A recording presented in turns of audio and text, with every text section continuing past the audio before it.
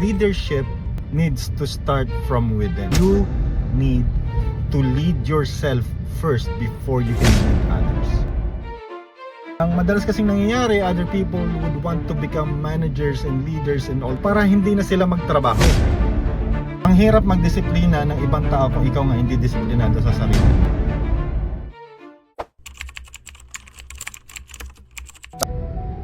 Hi guys, welcome back sa Ikikata Way of Life. So, kumusta kayo lahat dyan? Today, let's talk about leadership. One thing that a lot of people would want to become are leaders. Employment, maging manager, mag-handle ng people is already an achievement for a lot of people.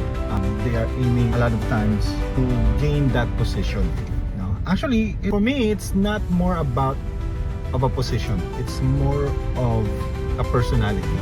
Leadership is a personality.